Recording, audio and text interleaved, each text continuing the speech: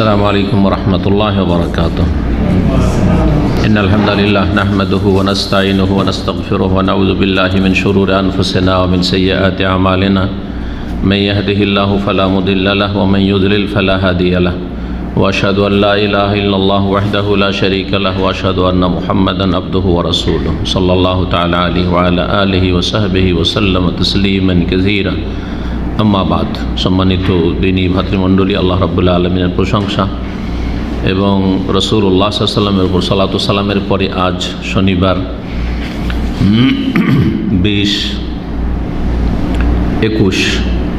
21শে জিলহজ 1442 হিজরি মোতাবেক 31 জুলাই 2021 ধারাবাহিক আলোচনা আমাদের সাপ্তাহিক শারহুস সুন্নাহ নামক কিতাব থেকে আকিদা এবং মানহাজের ওপর আহলে সুন্নাত ওয়াল জামাতের আকিদা সম্পর্কে। আজকে পর্ব নম্বর 20। লেখক আজকে তাকদীর সম্পর্কে আলোচনা করেছেন, তাকদীর ভাগ্য সম্পর্কে আলোচনা করেছেন, আর তারপরে আরেকটি ফিকহি মাসআলা রয়েছে, সেটা দিয়ে আজকে সংক্ষেপে আমরা শেষ করব। তা হচ্ছে জানাজার তাকবীর। এর আগে বলেছি যে এই কিতাবে যেমন আকিদার কথাও আছে, মাঝে মধ্যে কিছু ফিকহি মাসাইলও আছে যেগুলি আহলে সুন্নাত ওয়াল জামাতের মাঝে গুরুত্বপূর্ণ মাসাইল, এবং সবই গুরুত্বপূর্ণ। তবে কিছু কিছু মাসাইল তিনি ফিকহারও আলোচনা করেছেন এই আকিদার কিতাবে। তো তাকদীর সম্পর্কে দেখা যাক যে কথাগুলি উনি আলোচনা করেছেন, যদিও সব কথা নেই তাকদীর সম্পর্কে। তাকদীর সম্পর্কে আমাদের বিস্তারিত আলোচনা অনেকগুলি রয়েছে, সেগুলিতে বিভিন্ন দিক নিয়ে আলোচনা আছে। বলছেন যে আহলে সুন্নাত ওয়াল জামাতের আকীদা হচ্ছে ওয়াল ঈমানু বিআকদারিল্লাহি কুল্লিহা। আহলে সুন্নাত ওয়াল জামাত ঈমান রাখে, বিশ্বাস রাখে আল্লাহ রাব্বুল আলামিনের পক্ষ থেকে নির্ধারিত তাকদীরের ওপর সমস্ত ক্ষেত্রে। বিআকদারিল্লাহি কুল্লিহা, সমস্ত তকদীরের ক্ষেত্রে ঈমান রাখে যে সব কিছুকে আল্লাহ রাব্বুল আলামিন সুনির্ধারিত করেছেন, সুপরিমিত করেছেন। তকদীর মানে কিন্তু সুনির্ধারিত করা আর সুপরিমিত করা। কদ্দারা ইউকদ্দিরু তাকদীর, সূরা আলাতে রয়েছে সাব্বিহিসমা রাব্বিকাল আলা আল্লাযী খালাকা ফাসাওয়া ওয়াল্লাযী কদ্দারা ফাহাদা। যিনি কদ্দারা সুপরিমিত করেছেন, সব কিছুর পরিমাণ সুনির্ধারিত করেছেন, ফাহাদা এবং রাস্তা দেখিয়েছেন, দিক নির্দেশনা দিয়েছেন, সব কিছুকে সুপরিমিত করেছেন। এর নামে তাকদীর। আমাদের আয়ুষ সুপরিমিত নির্ধারণ করা আছে, আমাদের রিজিক নির্ধারণ করা আছে, আমাদের সুস্থতা অসুস্থতা, দুঃখ সুখ, ভালো মন্দ, কখনো সুখ কখনো দুঃখ, কখন কে ভূমিষ্ঠ হবে, কখন কে মারা যাবে, কোথায় মারা যাবে, এই সবগুলি আল্লাহর পক্ষ থেকে সুপরিমিত সুনির্ধারিত, তার কম বেশি হবে না। আল্লাহ রাব্বুল আলামিন সব কিছুই প্রথম থেকেই জানছেন। সৃষ্টির যা কিছু হবে, হচ্ছে, সব কিছু আল্লাহ জানছেন এবং সব কিছুকে সুনির্ধারিত করেছেন, সুপরিমিত করেছেন। রিজিকের পরিমাণ নির্ধারিত আছে। একটা দানা আপনার রিজিকে আছে, ভাগ্যে লেখা আছে, সেটা শেষ না করে মরবেন না। দুনিয়ার কোনো শক্তি মারতে পারবে না। আর সারা দুনিয়া যদি চেষ্টা করে আপনাকে বাঁচাবো, কিন্তু আপনার রুজি শেষ হয়ে যায়, আমার রুজি শেষ হয়ে যায়, সেটা দুনিয়ার রুজি মানে হায়াতের পরে মত, অথবা প্রবাসের রুজি। যদি সারা দুনিয়া গোটা সৌদি আরব চেষ্টা করে যে আপনাকে রাখবো, কিন্তু আল্লাহ ভাগ্যে রাখেনি রুজি, থাকতে পারবেন না আপনি। তাকদীর এর নাম। তাকদীরের প্রতি ঈমান, ঈমানের যে 6টি স্তম্ভ খুঁটি রয়েছে তার 6ষ্ঠ। জি, আল ঈমান বিল কাযা ওয়াল কদর। কাযা মানে হচ্ছে চূড়ান্ত ফয়সালা, আর কদর মানে হচ্ছে তাকদীর, যে আল্লাহ সুপরিমিত করেছেন সে বিষয়টি। তো আহলে সুন্নাত ওয়াল জামাত তাকদীরের সমস্ত বিষয়গুলির ওপর ঈমান রাখে যে এসব আল্লাহর পক্ষ থেকে সুনির্ধারিত, সুপরিমিত। তাকদীর যখন তো আল্লাহর পক্ষ থেকে সুনির্ধারিত, সুপরিমিত, সেটা ভালো হইতে পারে, মন্দ হইতে পারে। সেই জন্য তাকদীর সম্পর্কে বলা হয় খায়রিহা ওয়া শাররিহা, ভালো তাকদীর অথবা মন্দ তাকদীর। কারো ভাগ্য ভালো কারো মন্দ, বরং একই মানুষের, আপনাদের আমাদের সবার প্রত্যেক মানুষের ক্ষেত্রে সব সময় যে ভালো থাকবে এবং ভালো থেকেছে তাও নয়। যাদের অধিকাংশ সময় ভালো কাটছে, কখনো ভাববেন না যে কখনো আপনার তকদিরে মন্দ আসতে পারে না, এমন কথা নয়, যে কোনো সময় আসতে পারে, জানি না। আর যারা এর বিপরীত, অনেক কষ্টে অনেক বালা মুসিবতে সবসময় যে মন্দ থাকবে তাও না। ইন্না মাল উসরি ইউসরা, কঠিনের সাথে সহজ হইতে পারে।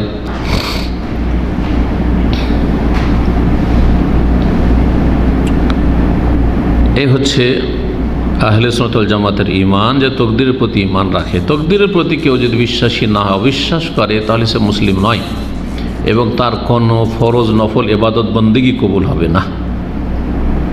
হাদিস এই মর্মে রয়েছে যে যখন প্রথম তকদির অস্বীকারীরা বাসরায়, সমস্ত ফিতনাগুলি ইরাক থেকে শুরু হয়েছে, প্রথম দিকে যত বাতিল ফিরকা পয়দা হওয়া শুরু হয়েছে, আর তারপরে ভারত উপমহাদেশ থেকে যত বাতিল ফিরকা, ইরাক, ইরান, আর তারপর ওখান থেকে বাতিল ফিরকাগুলি যতগুলি শিরক বেদাত আর গুমরাহির যতগুলি ফিরকা, 72 ফিরকা যে জাহান্নামী, সব তৈরি হয়েছে ইরাক, ইরান আর ভারত উপমহাদেশ অধিকাংশ। তো বাসরাতে প্রথম এক ব্যক্তি জন্ম নেই যে বলে তকদির বলে কিছু নেই, তকদির বলে কিছু নেই, যা কিছু হচ্ছে হচ্ছে, আল্লাহ সব কিছুই নির্ধারণ করেনি।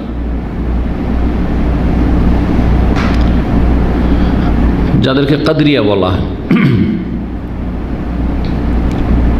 তকদিরের ক্ষেত্রে ভালোতে মজা লাগে, ভালো তকদির হইলে, ভালো চাকরি পেয়েছেন, ভালো সুস্থ আছেন, মাশাআল্লাহ, ডানে বামে সবাই করোনায় আক্রান্ত হচ্ছে, আলহামদুলিল্লাহ, নিরাপদ, খুব সুখে আছেন, খুব মজা লাগছে, আলহামদুলিল্লাহ, খাচ্ছেন যাচ্ছেন, চাকরি করছেন বিদেশে, ভালো টাকা পয়সা দেশে পাঠাচ্ছেন, খুব মজা লাগছে। তা বলছে ওয়াহুল ওয়েহা অমর রেহা, তকদিরের যে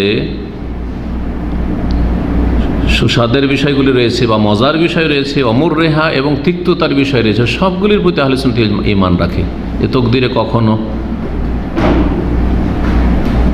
মজার সময় আসতে পারে আর কখনো তিক্ততার সময় আসতে পারে। পারিবারিক জীবনে শান্তি আর অশান্তি, এটাও তকদির। কখনো পারিবারিক জীবনে অনেক শান্তির সাথে কেটেছে, আবার অনেক সময় অনেক অশান্তিতে কাটছে স্বামী স্ত্রীতে বা ছেলে মেয়ে নিয়ে, সব ক্ষেত্রে আর কি। তকদির মানে শুধু একটি দুটি বা কিছু ক্ষেত্রে না, সব ক্ষেত্রে। আমাদের সব মানুষরা অনেক কথা ভুল বলে, বলে বিয়ে শাদী কার কার সাথে হবে এটা লেখা আছে, এ কথাটা বলেন না। এদের কথা মনে হয় যে শুধু বিয়ের কথাটা লেখা আছে, আর একটা দানা পর্যন্ত লেখা আছে। এই যে আজকে এখানে আপনারা এসেছেন, ওইটাও লেখা আছে, কতদিন আপনারা অ্যাটেন্ড করবেন, কতদিন আর কতটা এলেম শিখতে পারবেন, সব লেখা আছে। আমি কতক্ষণ কথা বলতে পারবো আর কত ভালো কথা বলবো না মন্দ, মন্দ হলে ভুল হলে ভুলটা কতটা ভুল হবে, তাও তকদিরে লেখা আছে। এমন নয় যে সব না, হ্যাঁ সব কিছু লেখা আছে, এটা ঠিক আছে, কিন্তু এই যে তকদিরে আমাদের রিজিক লেখা আছে বা আমাদের, তাও তো একটা কথা চলে। কিন্তু এই যে বিয়ে শাদির ব্যাপারে বিশেষ করে বলে বিয়ে শাদিটা নাকি লেখা আছে, আরে সবই লেখা আছে। তারপরে বলছেন কাদ আলিম আল্লাহ মাল ইবাদ আমেলুন, আল্লাহ সব জানছেন। তকদিরের একটি স্তর, আল্লাহ সব জানছেন। মাল ইবাদ আমেলুন, আল্লাহর বান্দারা, মানুষ জিন কি করবে, কি আমল করবে। আমল মানে কর্ম, সেটা আমল, দিনী আমল, ধর্মীয় আমল, নেক আমল, ভালো কাজ অথবা মন্দ কাজ, নেকির কাজ অথবা গুনার কাজ। আর দুনিয়ার আমল মানে কাজকর্ম, কে কোনখানে কতদিন চাকরি করবেন, না ব্যবসা করবেন, নাকি বেকার বসে থাকবেন, হ্যাঁ সব কি আমল করবে। আমল মানে কাম, এই জন্য লেবারকে কি বলা হচ্ছে, আমেল। জি, লেবার কোডকে কি বলছেন, মাকতাবুল আমল, তাই না? শ্রম মন্ত্রণালয় বাংলায়, হ্যাঁ, লেবার মিনিস্ট্রি কি বলছেন, ওয়াজারাতুল আমল। জি, তো আমল মানে শুধু ধর্মীয় আমল নাই। তো বান্দারা কি আমল করে, কি কর্ম করবে দিন দুনিয়ার ক্ষেত্রে, তাও আল্লাহ জানেন, আল্লাহ জানেন। ওয়াইলা মাহুম সায়রুন, আর বান্দারা, মানুষকে কোথায় বা কতদূর পর্যন্ত পৌঁছিবে, আপনারা আমরা কেউ জানি না যে আমরা এখানে পৌঁছিতাম। 10-20 বছর আগেও জানতাম না আপনাদের কথা। আমি নিজে কল্পনা করিনি। একসময় যখন শিক্ষকতা করেছি এখানে আসার আগে জামিয়া বুখারীতে, তো ভাবতাম যে এইভাবেই জীবনটা, মানে একটা অনুমান যে এইভাবে শিক্ষকতায় জীবনটা কেটে যাবে। কিন্তু শিক্ষকতার ময়দান ছেড়ে দিয়ে, ছাত্র পড়ানো ছেড়ে দিয়ে এসে প্রবাসীদের মাঝে দাওয়াতি কাজ শুরু করব, আর তাও দাম্মামে, যেখানে কোনো দিন কল্পনা ছিল না যে দাম্মাম আসবো। অন্য জায়গার কল্পনা ছিল এবং অন্য জায়গায় আসার সম্ভাবনাও ছিল খুব বেশি। অনেক তাদের চেষ্টাও ছিল, অনেকে কাছের লোকেরা জানেন, কিন্তু চেষ্টা করে তারা ব্যর্থ হয়েছে। আর যেখানে কোনো চেষ্টা করেনি সেখানে এসে রুজি লেগেছে, সব কিছু কল্পনার বাইরে। তারপরে আমার দ্বারা যে উম্মতের কোনো ফায়দা হবে, মানুষ আমার কথা শুনবে, আর সেখান থেকে মানুষ হেদায়েত হবে, এগুলো সব কল্পনার বাইরে। এলা মাহুম সায়রুন, কতদূর পর্যন্ত কে পৌঁছিবে, সব ক্ষেত্রে, যে কোনো ক্ষেত্রে। অনেকে গরিবের সন্তান, অনেক বড় আমির হয়ে গেছে, পয়সা হয়েছে, কতদূর কে পৌঁছিবে। অনেক অনেক পয়সার মালিক হওয়ার পরে পথের ফকির আবার উল্টো দিকে চলে এসছে, জানেন না ঘটনা? সব বিবি সাহেবের নামে লিখে দিয়েছে, নিয়ে সব বাড়ি সহ সব নিয়ে দাও। ও জি, সব খবর অনেক সময় আপনারা জানতে পারেন। জি, তো কে কোথায় যাবে, ওপর দিকে যাবে না নিচের দিকে যাবে? লা ইয়াখরুজুনা মিন ইলমিল্লাহ, আল্লাহর জ্ঞান থেকে, অসীম জ্ঞান থেকে তারা বেরোতে পারে না। তাদের যে সব কিছু হচ্ছে, হয়েছে আর হবে, অতীতে, বর্তমানে, ভবিষ্যতে একবারে আখিরের দুনিয়া শেষ পর্যন্ত, এমনকি জান্নাত জাহান্নাম মানুষের পৌঁছা পর্যন্ত আল্লাহর এলেমের বাইরে কিছু নেই, সমস্ত আল্লাহর এলমের অন্তর্ভুক্ত। এই জন্য কেউ কোথাও লুকিয়ে আত্মগোপন করতে পারবে না। জি,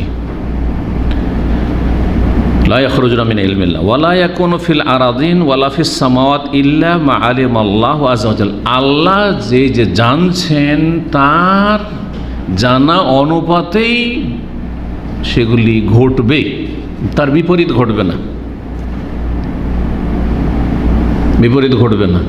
আচ্ছা, ভবিষ্যৎ সম্পর্কে 1 সেকেন্ড পরে কি হবে আমরা কিন্তু জানি না, তাই না? মানুষ সে জ্ঞান কত সীমিত।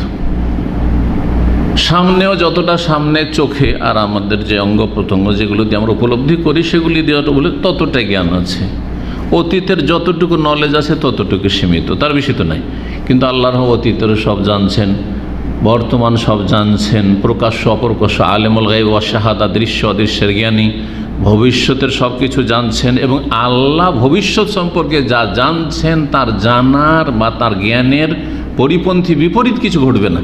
যে আল্লাহর জ্ঞানে, আল্লাহর লৌহে মাহফুজে সুরক্ষিত ফলকে লেখা আছে যে এইটা ঘটবে অমুক সালে, করোনা 2019-এ শুরু হবে, আর 19-এ না হয়ে 20-এ হয়ে গেল, 21-এ হয়ে গেল, আর না হইল না, এটা হইতে পারে না। আল্লাহ যা জানছেন সে অনুপাতেই পৃথিবীতে সব কিছু ঘটছে এবং ঘটবে, জমিনে হোক অথবা আকাশে হোক। ওয়ালা ফিস সামাওয়াত ইল্লা মা, বলছেন ওয়ালা ইয়াকুনু ফিল আরাদিন, জমিন সমূহে, ওয়ালা ফিস সামাওয়াত আকাশ সমূহে এমন কিছু হবে না, ইল্লা মা আলিম আল্লাহ, যা আল্লাহ রাব্বুল ইলমের বহির্ভূত হইতে পারে। আল্লাহ যা জানেন সেই অনুযায়ী, সেই অনুপাতেই ঘটবে জমিনে আসমানে। এখানে আল্লাহ রাব্বুল আলামিনের ইলম নিয়ে, জ্ঞান নিয়ে আলোচনা করেছেন লেখক তকদিরের। এতে একটা দিক নিয়ে আলোচনা হয়েছে, কিন্তু তকদিরের 4টি স্তর আছে, বলে দেওয়া ভালো হবে, যদিও এই আলোচনাগুলি আমাদের অন্য আলোচনায় আছে, কিন্তু সংক্ষেপে বলে দিই। তকদিরের স্তর কয়টি কারো জানা আছে? কয়টি না, কয়টি বলছি? 4টি, বাস থাক। 4টা স্তর আছে তকদিরের। তকদির মানে শুরুখানে বললাম কি তকদির মানে? আল্লাহ যে সুনির্ধারিত বা সুপরিমিত করেছেন, আল্লাহর পক্ষে তো সুনির্ধারণ। তো তকদিরের 4টা স্তর। একটা হচ্ছে ইলমুল্লাহ, আল্লাহর জ্ঞান। আল্লাহ যা কিছু হচ্ছে, হবে, সব কিছু সম্পর্কে সম্যক জ্ঞানী। আলিমুন, খবীরুন, এগুলি আল্লাহর নাম, গুণবাচক নাম। আল্লাহ সব কিছু জানছেন, আল্লাহ রাব্বুল ইলমে রয়েছে। এমন কিছু নয় যেটা একটা কিছু নেই যেটা ঘটবে কিন্তু আল্লাহ ওটা জানেন না, ঘটার পরে জানছেন, এমন নাই। ইলমুল্লাহিল ওয়াসি, এটা একটা স্তর। এই এলম নিয়ে আলোচনা করেছেন আল্লাহ রাব্বুল আলামিন কোরআনে কারীমে অনেক। আলম তারা আন্নাল্লাহু ইয়ালামু মা ফিস সামাওয়াতি ওয়া মা ফিল আরদ, তোমরা কি জানো না যে আল্লাহ আসমান জমিনে যা কিছু আছে সব কিছু সম্পর্কে সম্যক জ্ঞানী, সব কিছু জানেন। তাই ইলমুল্লাহর কথা কোরআনের বেশ অনেক আয়াত রয়েছে। দ্বিতীয় হচ্ছে কিতাবাতুল্লাহ, সহজ ভাষায় আল্লাহর লিখনি, যা জানছেন আল্লাহ আবার কি করেছেন, লিখে রেখেছেন। কলম সৃষ্টি করে, কলম তুমি লিখো। আল্লাহ খালাকাল কলম, কলম সৃষ্টি করে আল্লাহ বললেন যে এই ফাকালাহু উক্তুব, লিখো। কলম বলে আল্লাহ কি লিখবো, উক্তুব মাকাদির আল খালাইক ইলা ইয়াউমিল কিয়ামাহ, সৃষ্টি জগতের। এখানে আরেকটি কথা মনে রাখেন, মানুষেরই তো শুধু তকদির নেই, হ্যাঁ, সমস্ত সৃষ্টিকুলের। তাহলে একটা কীট পতঙ্গ, পশু পাখি, হ্যাঁ, উদ্ভিদ গাছপালা, সব কিছু তকদির আছে। একটা গাছের আয়ু কত, কখন কোন গাছটা হ্যাঁ গজাবে, বড় হবে, আর কতটা বড় হবে, কতদিন থাকবে, কি অবস্থায় থাকবে, তখন সেটা কেটে না হবে নাকি শুকিয়ে মরে যাবে, সব কিছু তকদির আল্লাহ জানেন। একটা স্তর। একটা হচ্ছে আল্লাহ লিখে রেখেছেন। জি, আল্লাহ লিখে রেখেছেন। এর দলিল ওই আয়াতে যে আয়াতটি পড়ছিলাম, আলাম তাআলা ইয়ালামু মা ফিস সামাওয়াতি ওয়া মা ফিল আরদ, ইন্না যালিকা ফি কিতাব, নিশ্চয় এই কথাগুলি লিখনিতে আছে। ফি কিতাব মানে লহে মাহফুজ, লহে মাহফুজে লেখা আছে, সুরক্ষিত ফলক। তাহলে দ্বিতীয় স্তর হয়ে গেল। তৃতীয় স্তর খালকুল্লাহ, আল্লাহ রাব্বুল আলামিন সৃষ্টি। আল্লাহ যেভাবে জানছেন, যেভাবে লিখে রেখে অনুযায়ী লিখে রেখেছেন, সেই অনুযায়ী সৃষ্টি হবে, তার আগে পরে হবে না। আল্লাহ জানছেন যে অমুক ব্যক্তি অমুক সালে জন্ম হবে, হ্যাঁ, ওটা লেখা আছে ওইভাবে, আবার ওইভাবে সৃষ্টি হবে, তার আগে হবে না পরে হবে না।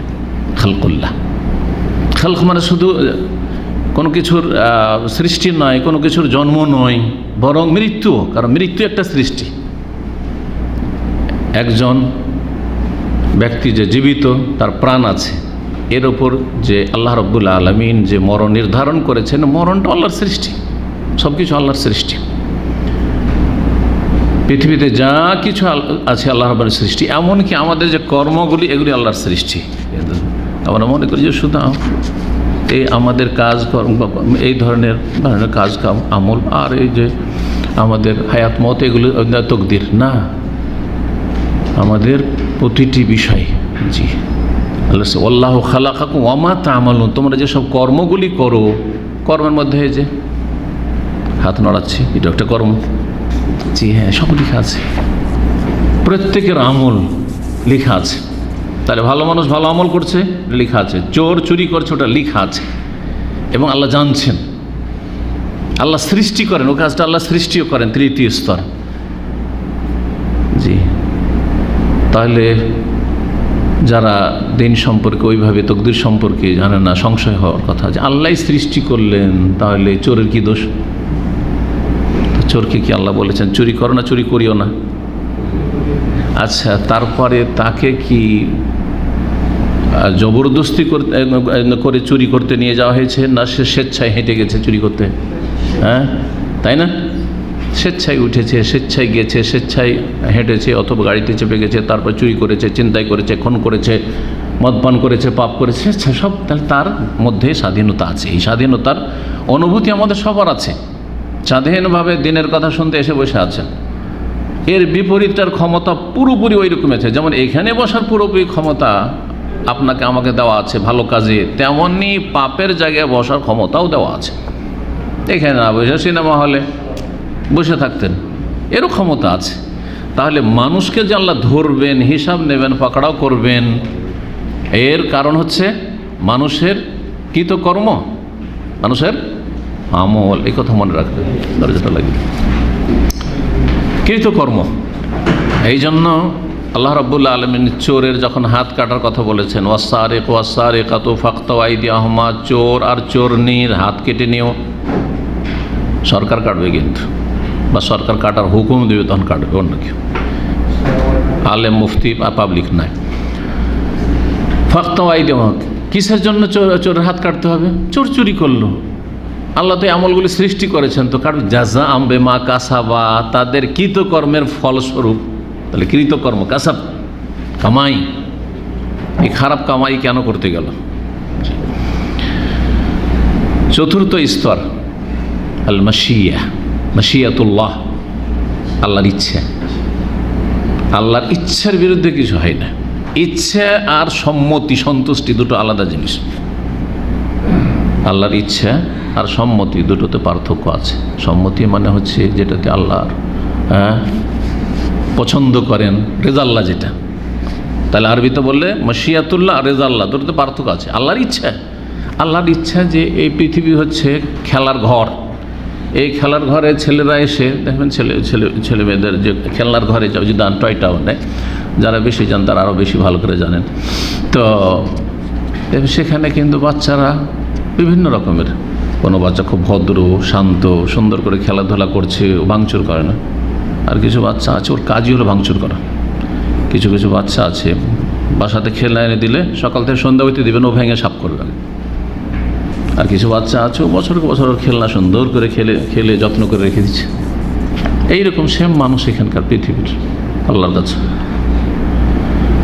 তো আল্লাহ রাব্বুল আলামিন জান যে দুনিয়াতে তোমাদেরকে স্বাধীন করে ছেড়েছি, হ্যাঁ, এই জন্য আল্লাহ বলছে ইন্না, যে ইম্মা শাকিরা ওয়া ইম্মা কাফুরা, ইম্মা শাকিরা ওয়া ইম্মা কাফুরা। আমি মানুষকে সৃষ্টি করেছি, এখন মানুষকে স্বাধীনতা দিয়েছি শুকরিয়া আদায় করার, আল্লাহর কৃতজ্ঞতা প্রকাশ করবে ঈমানের মাধ্যমে, নেক আমলের মাধ্যমে, পাপ থেকে বেঁচে থাকার মাধ্যমে, ফরজ ওয়াজিব আদায় করার মাধ্যমে, ভালো কাজ মানুষের উপকার করার মাধ্যমে শুকরিয়া আদায় করুক। ওয়াইম্মা কাফুরা, অথবা অকৃতজ্ঞ হোক, নাশুকরি করুক, কুফরি করুক। আল্লাহরও নাশুকরি করলো, মানুষেরও নাশুকরি করলো, বাপ মারও অকৃতজ্ঞ হইল। জি, তো মানুষকে আল্লাহ স্বাধীন করেছেন। তাহলে চারটি স্তর মনে রাখতে হবে। বলতে পারেন কি? প্রথম আল্লাহর ইলম, হ্যাঁ, আল্লাহর লেখনী কিতাবতুল্লাহ। দ্বিতীয় খালকুল্লাহ, সৃষ্টি আল্লাহর। মাশিয়াতুল্লাহ, আল্লাহর চাওয়া আর রেজামন্দি, সন্তুষ্টি বা সম্মতিতে পার্থক্য রয়েছে বলছিলাম। আল্লাহ রাব্বুল কোরআনে করেছে ওয়ালা ইয়ারদা লিইবাদিহিল কুফর, আল্লাহ বান্দার জন্য কুফরিকে পছন্দ করেন না। তাই আল্লাহ কখনো মন্দ করলে ইন্নাল্লাহ লা ইয়ামুরু বিল ফাহশা, আল্লাহ অশ্লীল কথা কাজের কখনো হুকুম দেন না। তাহলে আল্লাহ যে হুকুমগুলি দেন, যেগুলিতে আল্লাহর সম্মতি আছে, আল্লাহর রেজামন্দি আছে, সেগুলি হচ্ছে ভালো কাজ করো, ভালোভাবে চলো, হ্যাঁ, গঠনমূলক কাজ করো, দিন দুনিয়ার কল্যাণমূলক কাজ করো, হালাল খাও, হারাম খেও না।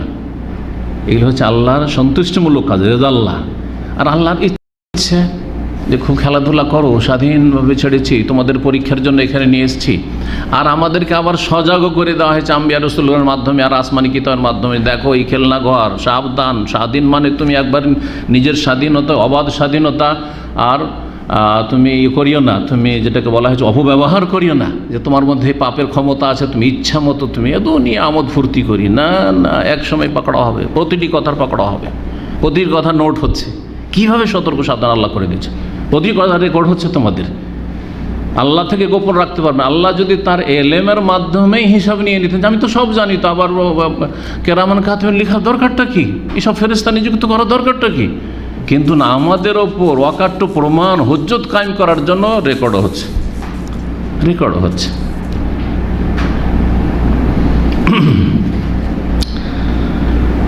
তারপরে বলছেন লেখক ওয়া তা'লাম আন্নামা আসাবাকা লাম ইয়াকুন লিইখতিআকা, আর জেনে রাখো যে যা বিপদ আপদ তোমার ওপর আপতিত হয়েছে, অথবা আসাবার মানে হচ্ছে যা তোমার কাছে পৌঁছেছে।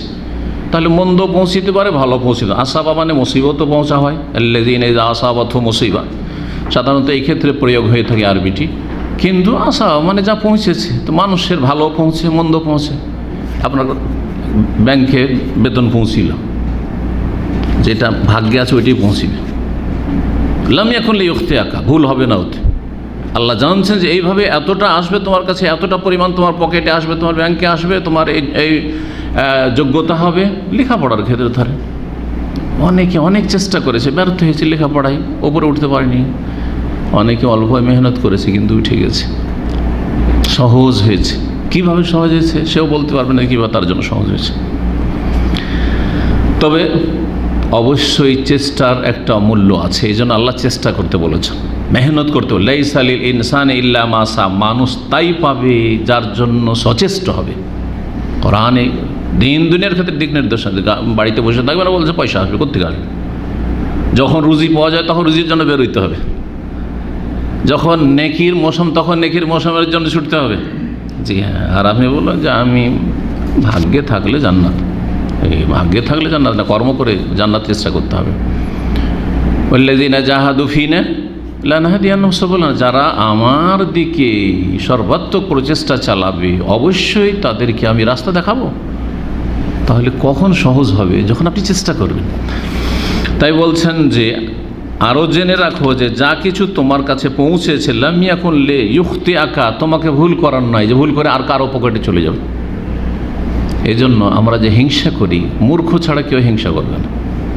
কারণ হিংসা করে কারো রুজি কমাইতে পারবো না, কারো যোগ্যতা কমাইতে পারবো না, কারো ভাগ্য থেকে কেড়ে নিতে পারবো না, আর আমারটা ও নেই না, তো হিংসাই কেন করবো? এই কথাগুলি যদি ইয়াকিন থাকে, আসলে ইয়াকিনে দুর্বলতা, আমাদের বিশ্বাসে দুর্বলতা। যখন বিশ্বাস শক্তিশালী হবে তখন না আমি আমারটা খাচ্ছি, তুমি তোমারটা খাচ্ছ। জি হ্যাঁ, আমার শিক্ষাগত যোগ্যতা দিয়ে যে পয়সা চলে আসবে, কারণ পয়সার পিছনে মানুষ বেশি ছুটছে মানুষ, অধিকাংশ মানুষ। তো শিক্ষাগত যোগ্যতাতে যে বেশি পয়সা চলে আসবে এটাও জরুরি নয়। এমন এমন মূর্খের কাছে এত বেশি পয়সা আছে যে কল্পনার বাইরে। এক ভাই মক্কায় হিলটনে থাকে, সে ওই পার্ট টাইমে এমন ব্যক্তি, বাংলাদেশে এমন এক ব্যক্তির কাজ করে দেয়, হিসাব নিকাশের কাজগুলি করে দেয়। সে জমজম টাওয়ারে, যে ক্লক টাওয়ার, এই টাওয়ারে কাজ করে। বাংলাদেশে একজন একেবারে নিরক্ষর, কিছু লেখাপড়া জানে, মাসে লক্ষ লক্ষ রিয়াল ইনকাম করে। আর যেই ব্যক্তি তার হিসাব নিকাশ করে দেয় ওই পার্ট টাইমে, মাসের শেষখানে 2-4-5 দিন ওকে একটু কাজ করে দিতে হয়, 2-4-5 ঘন্টা করে, ওকে প্রায় 2000 রিয়াল দেয়। আর যেই ব্যক্তি হিলটনের, এই ব্যক্তি সে শিক্ষিত, সে একজন গ্রাজুয়েট, সুন্দর ইংলিশ বলতে পারে। তো কথা হচ্ছে যে যেটা যার ভাগ্যে আসার সেটা আসবে, আর সেটা পয়সার ক্ষেত্রে ভাববেন না। পয়সার চাইতে অনেক মূল্যবান হচ্ছে জ্ঞান। সে দুনিয়ারই জ্ঞান হোক না কেন, এলিম হোক না কেন। আর দুনিয়ার জ্ঞানের চাইতে অনেক মূল্যবান হচ্ছে দিনের জ্ঞান। জি হ্যাঁ, আল্লাহ সম্পর্কে, আল্লাহর দিন সম্পর্কে, আল্লাহ রাসূল সম্পর্কে জ্ঞান। সুতরাং যেটা বেশি গুরুত্বপূর্ণ সেটার বেশি গুরুত্ব দেবেন জ্ঞানী মানুষরা। আর যারা জ্ঞানী নয় তারা এই তুচ্ছ দুনিয়ার পিছনে বেশি ছুটে।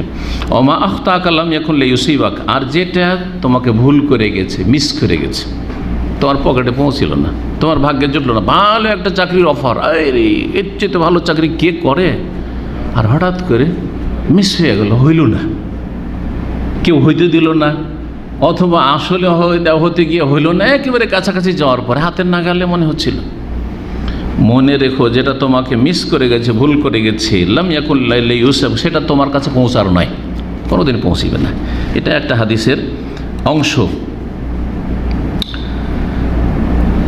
এই হাদিস বা এই হাদিসের বিষয়টি বেশ কিছু সাহাবায়ে কেরাম থেকে বর্ণিত হয়েছে। উবাই বিন কাব, আমর ইবনে আস, আনাস বিন মালিক অন্যান্য বর্ণনা করেছেন। সিলসিলা সিহাত আলবানী রাহিমাহুল্লাহ উল্লেখ করেছেন বিষয়টি। ওয়ালা খালিকা মা আল্লাহ, আর একটি বিষয় বলছেন যে আহলে সুন্নাত ওয়াল জামাত বিশ্বাস করে যে আল্লাহর সাথে কোনো সৃষ্টিকর্তা নেই, আল্লাহর সাথে কোনো স্রষ্টা নেই। সুতরাং মাজারে গেলে নিঃসন্তান ব্যক্তি সন্তান পায়, অসুস্থ ব্যক্তির রোগ আরোগ্য হয়, এগুলি কাজ রুবুবিয়াত, আল্লাহর সৃষ্টি। সুস্থতা সৃষ্টি, আল্লাহর সৃষ্টি। হ্যাঁ, রোগ থেকে মুক্তি আল্লাহর সৃষ্টি, আল্লাহ ছাড়া কেউ নেই।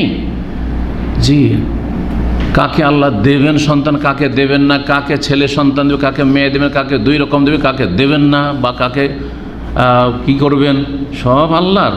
সুতরাং আল্লাহর সাথে কোনো সৃষ্টিকর্তা যখন নেই, তাহলে আল্লাহ ছাড়া অন্যের কাছে কেন ধর্ণা? মূর্খ ছাড়া কেউ শিরক করে না। যেই ব্যক্তি মুশরিক, বহুত্ববাদী, আল্লাহ ছাড়া অন্যের কাছে যাচ্চা করে, আশা রাখে, মনে করে যে দিতে পারে কেউ, জিলানি চিশতি দিতে পারে, তার চাইতে বড় জাহেল মূর্খ কেউ নেই। এই জন্য আবু জাহেল কিন্তু মূর্খ ছিল না। মূর্খ থাকলে মক্কার লোকেরা কি এত বোকা যে তাকে একেবারে মক্কা শহরের একেবারে তাকে নেতা বানিয়ে ফেলবে? আর নেতৃত্বে পৌঁছতে পারবে? যে একটা দেশের নেতৃত্ব দিচ্ছে বা একটা শহরের নেতৃত্ব দিচ্ছে, অবশ্যই সে দুনিয়ার ক্ষেত্রে জ্ঞানী, কিন্তু তার নাম হচ্ছে অজ্ঞতার পিতা। আবু জাহল মানে অজ্ঞতার বাপ। অজ্ঞর বাপের চাইতে অজ্ঞতার বাপ, এই কথাটিতে আরবিতে না কি অর্থের ক্ষেত্রে ব্যাপকতা আছে। জাহেলের বাপ মানে একটা মূর্খ জাহেলের বাপ, মূর্খের বাপ, তাই না? বা বেশ কিছু জাহেলের, কিন্তু অজ্ঞতা, সারা পৃথিবীতে যত অজ্ঞতা আছে আর যত অজ্ঞতা, ওর বাপ। জি, মূর্খের বাপ আর মূর্খতার বাপ, এই দুটো কথায় পার্থক্য আছে। এই জন্য আবু জাহাল, আমাদের দেশের লোকেরা বিকৃত করে আবু জেহেল বলে। আবু জেহেলও না আর আবু জাহেলও নয়, আবু জাহাল। আল্লাহর সাথে কোনো স্রষ্টা নেই, কোনো সৃষ্টিকর্তা নেই। যখন সব কিছু করছেন আল্লাহ, সব কিছু করেছেন আল্লাহ, সব কিছু দিয়েছেন আল্লাহ, তো আবার ধর্ণা দেবেন আল্লাহ ছাড়া অন্য কারো কাছে? ইবাদত করবেন, সিজদা করবেন, চাইবেন আল্লাহ ছাড়া অন্যের কাছে? এত মূর্খামি কেন?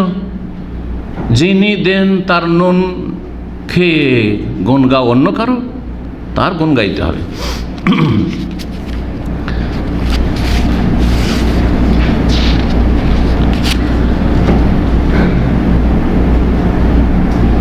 তাকদীর সম্পর্কে একটি হাদিস এখানে ভাষ্যকার উল্লেখ করেছেন। উবাই বিন কাব রাদিয়াল্লাহু তাআলা বর্ণিত, আবু দাউদের রয়েছে 4699, ইবনে মাজাহ রয়েছে, ইবনে হিব্বানে রয়েছে। হাদিসটিতে গুরুত্বপূর্ণ কথা রয়েছে, এই জন্য আপনাদেরকে শুনিয়ে দিই, ভালো হবে। একজন লোক বলছেন যে আমার মনে তকদির সম্পর্কে কিছু সংশয় হলো। ওয়াকাফি নাফসি শাইউম মিন হাযাল কদর খাশিয়াত আন ইউফসিদা আলাইয়া দীনি ওয়া আমরি।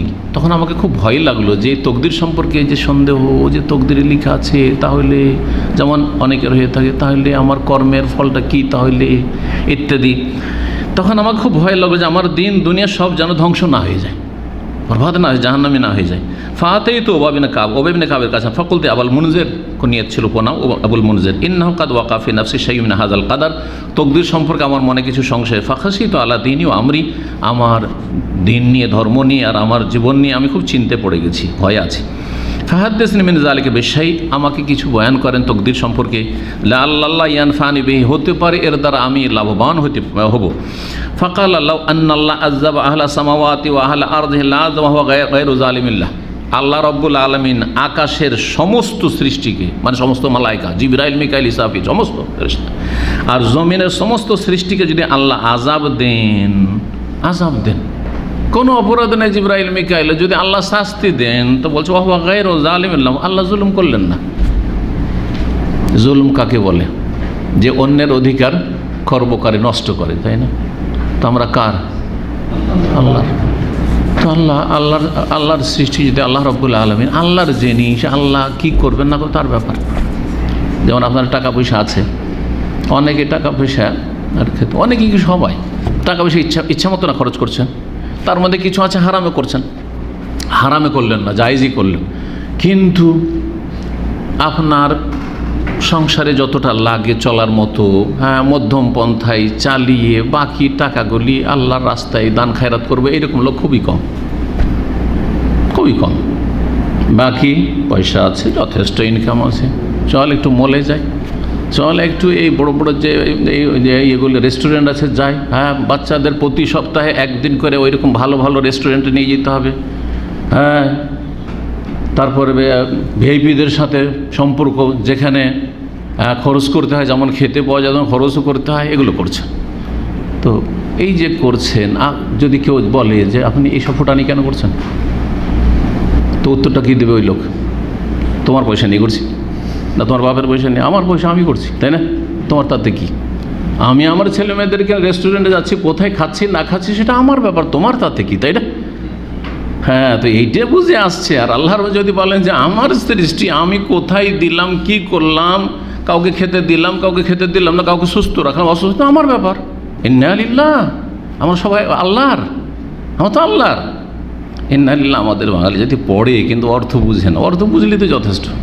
ইন্না লিল্লাহ, আমরা সবাই আল্লাহর। ওয়া ইন্না ইলাইহি রাজিউন, যখন আল্লাহর, তো আল্লাহর কাছে ফিরে যাবে, যার মালিকানায় তার কাছে ফিরে যাবে। তা আমানত, দুনিয়া তো আমানত কিছুদিনের জন্য। তো তারপরে বলছে ওয়ালাউ রাহিমাহুম লাকানাত রাহমাতু খায়রাল্লাহুম মিন আমালিহিম। আর আল্লাহ যদি রহম করেন, আর আল্লাহ রহম করেন, আল্লাহর রহমতের একটি রহমত শুধু ভাগ বন্টন করে দেন সারা বিশ্বের সমস্ত সৃষ্টিকুলকে, তাতে এত মায়া মমতা আমাদের ছেলে মেয়েদের ওপর, আর বাপ মায়ের ওপর, আত্মীয় স্বজনদের ওপর, আর ভালো মানুষদের ওপর কত মায়া। তা ওয়ালাউ কানা লাকা মিসলা জাবালিন উহুদিন বিসমিল্লাহ জাবালি উহুদিন যাহাবান আও মিসলা জাবালি উহুদিন তুনফিকু ফি সাবিল মা কুবিলা মিনকা হাত্তা তুমিনা বিল কদর। এই কথাটি দেখাইতে চাইছিলাম বিশেষ করে, যদি তোমার কাছে ওহদ পাহাড়ের সমপরিমাণ স্বর্ণ থাকে অথবা ওহদ পাহাড়ের সমান তোমার কাছে ধন সম্পদ থাকে, তুনফিকু ফি, যা আল্লাহর রাস্তায় খরচ করে দিলে, সব দান করে দিলে। ওহদ পাহাড় দেখেছেন, বিশাল পাহাড়, চারিদিক ঘুরে তো দেখেননি, একদিক দিকে বোঝা যায় না, চারিদিক ঘুরলে বুঝতে পারেন যে কত বড় পাহাড়। এই পাহাড় সমান যদি স্বর্ণ আল্লাহ রাস্তায় খরচ করে দেন, মা কবেলা মিনকা, তবুও কবুল হবে না, হাত্তা তুমিনা বিল কদরে, যতক্ষণ তকদিরের প্রতি বিশ্বাসী না হবে। ঈমানের যে 6টি রুকুন আছে, 6টির ওপর এইভাবে বিশ্বাস রাখতে হবে। 6 নম্বর রুকুনে যদি এত গুরুত্ব থাকে, তাহলে 5 নম্বরে যে পরকালের প্রতি ঈমান, 4 নম্বরে যে রয়েছে, 3 নম্বর রয়েছে, 2 নম্বর, 1 নম্বর, সেগুলির বিষয় কি চিন্তা করতে পারেন। তাহলে সুতরাং ঈমানের এই বিষয়গুলো যদি ঠিক না থাকে, শুধু আল্লাহর প্রতি ঈমান, আল্লাহ সৃষ্টিকর্তা, আল্লাহর কি হক আছে জানতে হবে না, আল্লাহ কি জন্য আপনাকে সৃষ্টি করে জানতে হবে না, এবং সেই কর্মগুলি করতে হবে না। তারপরে বলছেন ফাতালমান্নামা আসাবাকা লাম ইয়াকুন লিউখতিক, যেই বিষয়গুলি বা যেই বস্তুগুলি বা যে নিয়ামতগুলি তোমার কাছে পৌঁছেছে বা সুখ দুঃখ পৌঁছেছে, লাম ইয়াকুন লিউখতিকা, সেটা ভুল করার নয়। ওয়া আন্নামা আখতাকার, যেটা ভুল করে গেছে, মিস করে গেছে, লাম ইয়াকুন লিউসিবাকা, সেটা তোমার কাছে পৌঁছার নয়। ওয়া আন্নাকা ইন মুত্তা আলা গায়রি হাযা দাখালতান নার, আর তুমি যদি তকদিরের প্রতি ঈমানবিহীন মারা যাও, তাহলে জাহান্নামে প্রবেশ করবে। তাহলে কেউ যদি তকদিরে সন্দিহান হয়ে মারা যায়, তাহলে জাহান্নামে যেতে হবে, কারণ সে কাফের। ওয়ালা আলাইকা আন তাতি আখি আব্দুল্লাহ বিন মাসউদ। তারপরে বলছেন যে তোমার যদি এখনও কোনো দ্বিধাদ্বন্দ্ব থাকে, তো আমাকে তো জিজ্ঞাসা করলে উবাই বিন কাব, যিনি বড় কারি হাফেজ ছিলেন এবং আলেম ছিলেন। সাহাবায়ে কেরামদের মধ্যে হাফেজ মানে আমাদের দেশীয় হাফেজের মতো শুধু কোরআন মুখস্থওয়ালা না, হাফেজ কারির সাথে তারা আলেম হইতেন। এই জন্য সাহাবায়ে কেরাম শুধু না, সালাফদের যুগে, তাবেঈনদের, তাবাঈনের যুগে হাফেজে আলেম, হাফেজে আলেম। এখনও অনেক আরও বাচ্চা হয়তো হেফজ করেছে, কিন্তু ভালো আলেম হইতে পারেনি, এটা হইতে পারে, কিন্তু তখনকার এটা ছিল না। তখনকার হাফেজ মানে শব্দেরও হাফেজ আর অর্থেরও হাফেজ, এরা হচ্ছে হাফেজ। যান বা যাও গিয়ে আব্দুল্লাহ মাসউদ আমার ভাই আছে, ওকে জিজ্ঞেস করে নাও। ফাতাসালুহু, তার কাছে এসে জিজ্ঞেস করলে একই রকম জবাব দিলেন, তিনিও একই রকম জবাব দিলেন। তারপরে তিনি বলছেন যে আমাকে তো জিজ্ঞেস করলে, তুমি এখন যেতে পারো, হুযায়ফার কাছে জিজ্ঞেস করে নাও। তৃতীয়, হুযায়ফার কাছে জিজ্ঞেস করলে একই রকমের উত্তর দিলেন। তারপরে উনি বললেন যে ইতে যায়েদ ইবনে সাবিত, যান যায়েদ ইবনে সাবিত, যার মাধ্যমে আল্লাহ কোরআনকে সংকলিত করিয়েছিলেন, যায়েদ ইবনে সাবিতকে দিয়ে, এই যায়েদ ইবনে সাবিতের কাছে চলে যাও আর ওকে কি জিজ্ঞেস করো। উনি ওই একই কথা বললেন যেই কথাগুলি প্রথম বলেছিলেন উবাই বিন কাব, আর তারপরে যে সাহাবায়ে কেরামগণ তারা বললেন, আব্দুল্লাহ বিন মাসউদ, আর তারপরে হুযায়ফা, 4 জন। জি, কিন্তু তার মানে এই নয় যে একটা মাসলা ভালো কোনো আলেমের কাছে জেনে নেবেন আর অনেক আলেমের কাছে জানবেন, সব মাসলাতে এরকম করবেন না। তবে কোনো ক্ষেত্রে সংশয় যদি হয়, কি জানি এটা তো আমার এখনও সন্দেহ লাগছে, দেখি আর একজন ভালো আলেম জিজ্ঞেস করে নিই, জায়েজ আছে। কিন্তু আবার শুধু পরীক্ষা করে যে দেখি দুজনের মধ্যে দ্বন্দ্ব লাগানো যায় কি না। একজনকে জিজ্ঞেস করলাম, ওই শেখ তো উনিও সেই আকিদার তো এই উত্তর দিয়েছে, দেখি আরেকজনকে দেখা গেল যে ফতোয়াতে একজন বলছে আরাফা রোজা রাখতে হবে 9 তারিখ হিসেবে, আরেকজন বলছে আরাফাতে যেদিন হাজির। আরে দুইজনই সই, দুজনে তো এরকম, তাহলে তো কী করবো আমি? না না না, আপনার একজনের উপর আস্থা হয়েছে, বিশ্বাস হয়েছে, আর যে কোরআন হাদিস থেকে বলেন ওনার ইজতিহাদে এইটাই তিনি ঠিক মনে করেছেন, যথেষ্ট আপনার জন্য। কিন্তু এমন বিষয় যেটাতে এখনও সংশয় আছে, যেমন তালাকের বিষয়, হালাল হারামের বিষয়, জায়েজ না জায়েজের বিষয়, একটা ব্যবসা শুরু করবেন, হালাল হবে না হারাম হবে, তো ইত্যাদি, তো জিজ্ঞেস করতে পারে, একাধিক ওলামাকে জিজ্ঞেস করতে পারেন। এই হাদিস দ্বারা বোঝা গেল। আল্লামা আলবানী হাদিসটিকে সহি বলেছেন সিলসিলা সহিহা 2439। আল্লাহ রাব্বুল আলামিন সব কিছু সৃষ্টি করেছে। আল্লাহু খালিকু কুল্লি শাইইন ওয়া হুয়া আলা কুল্লি শাইইন ওয়াকিল। আল্লাহ প্রতিটি বস্তুর সৃষ্টিকর্তা, প্রতিটি বস্তু। সূরা জুমার আয়াত 62। দ্বিতীয় যে বিষয়টি ফিকহি বিষয় বলেছিলাম আলোচনা করব, সেটা হচ্ছে জানাজার তকবীর। জানাজার তকবীর কয়টা? 4টি, তাই না? আর অতিরিক্ত কিছু জানা আছে?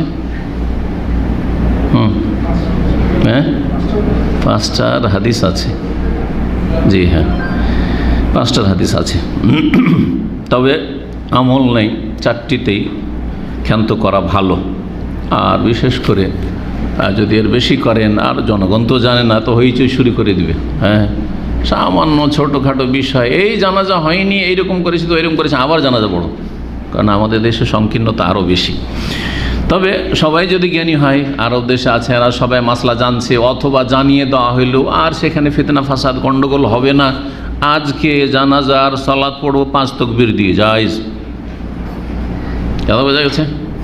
কিন্তু এমন জায়গায়, নতুন জায়গায়, সেখানে এখনও মিলাদ চলছে, এখনও বেদাত চলছে, এখন নামাইতর বেদাত চলছে, এখনও ও জাই নামাজের দোয়ার বেদাত চলছে, এখনও সম্মিলিত মোনাজাতের বেদাত চলছে, এখনও বহু মাজার পূজা, আর পীর ধরা, এই পীর মুরিদের ব্যবসা সব চলছে। এত বড় বড় রোগ আছে, আর ভাবছেন যে হাদিসে তো আছে 5 তাকবীর, তো চলো এখানে একটা জানাজা পড়ার সুযোগ পেয়েছে, 5 তাকবীর।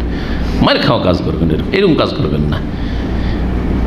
এই জন্য আলী রাদিয়াল্লাহু বলেছেন একটি গুরুত্বপূর্ণ কথা, হাদ্দিসুন নাস আলা কাদরি উকুলহিম বা হাদ্দিসিন নাস আলা কাদরি উকুলহিম। মানুষের জ্ঞান যতটা কবুল করতে পারে ততটা বয়ান করো।